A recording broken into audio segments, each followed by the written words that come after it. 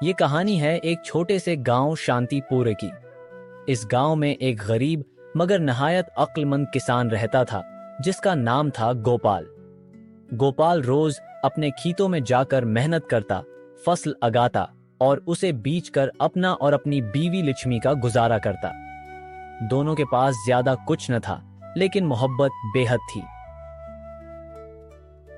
एक दिन गोपाल हमेशा की तरह खेतों में काम कर रहा था कि अचानक उसे पीछे से किसी की आवाज सुनाई दी। कौन है? कौन है वहां? घबराओ नहीं, मैं तुमसे कुछ नहीं कहूंगी। गोपाल ने पहली बार किसी मर्गी को बात करते सुना।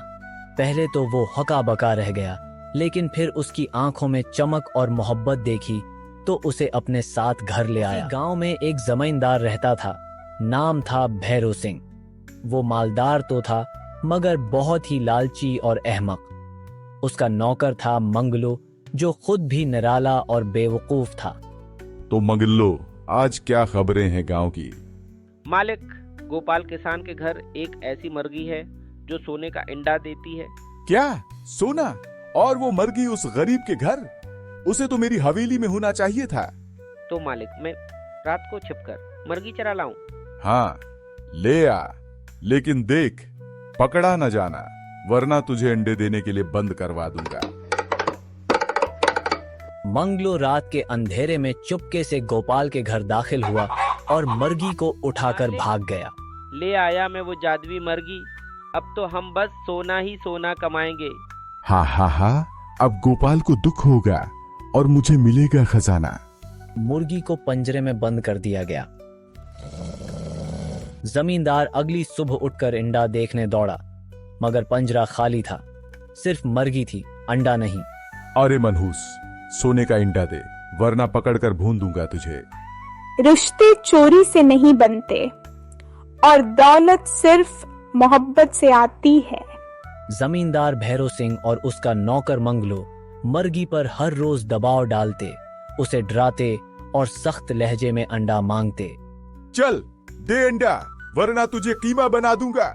सोच ले मुर्गी, यहाँ न मोहब्बत है न आजादी, सिर्फ हुक्म है। लेकिन मुर्गी खामोश रही। उसने उनकी धमकियों का जवाब इंडे से नहीं, खामोश इनकार से दिया, क्योंकि मोहब्बत से छीने गए रिश्ते कभी कुछ पैदा नहीं करते। हमें इस मुर्गी को किसी हकीम के पास ले जाना चाहिए।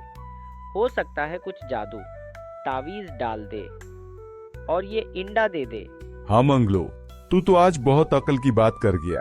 हकीम जरूर कुछ करेगा, सोना सोना उगेगा। जाहिलों को ताकत मिलती है तो वो मुर्गी से भी सोना निकालने के ख्वाब देखने लगते हैं, लेकिन किस्मत की आंख जाग चुकी थी। उसी लम्हे सामने से गोपाल आता है। उसकी नजर जैसे ही मुर्गी पर पड़ती है, एक पल को वो ठिठक जाता है। आंखों में पहचान की एक चमक उभर आती है। ओरे, ये तो मेरी मुर्गी लगती है। गोपाल, जो कई दिनों से अपनी मुर्गी को ढूंढ रहा था, आज उसकी झलक देखकर रग गया।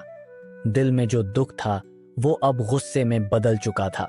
गोपाल तेजी से आगे बढ़ता है और दोनों के सामने खड़ा हो जाता है। ये मुर्गी मेरी है, तुम लोगों ने चोरी की है, फौरन वापस करो। तेरी? सबूत क्या है तेरे पास? मुर्गी तो अब हमारी है। हाँ हाँ, तू तो हर चीज को अपनी ही समझता है। चल निकल यहाँ से। लेकिन गोपाल खामोश नहीं रहा। उसने फैसला किया कि सच को दबने नहीं देगा। गोपाल पुलिस को लेकर आता है। जमींदार और मंगलो पुलिस को देखकर घबरा जाते हैं। उनके चेहरों पर हवाइयां उड़ने लगती हैं।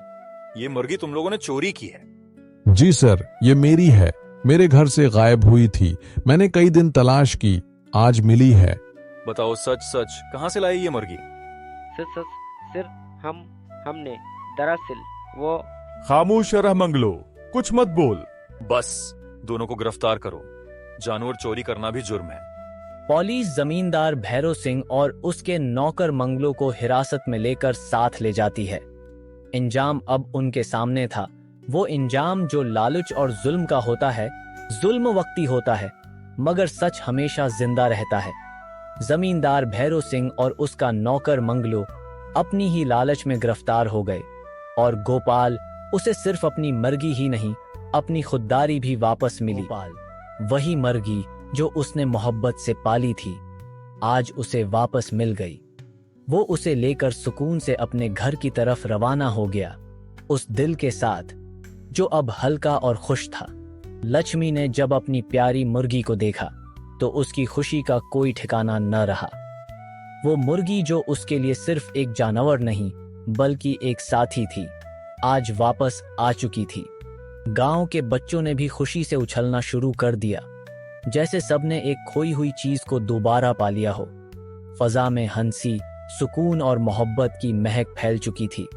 ये कहानी हमें सिखाती है कि सच्चाई कभी हारती नहीं और मोहब्बत जब दिल से की जाए तो वो रास्ता जरूर ढूंढ लेती है वापस आने का।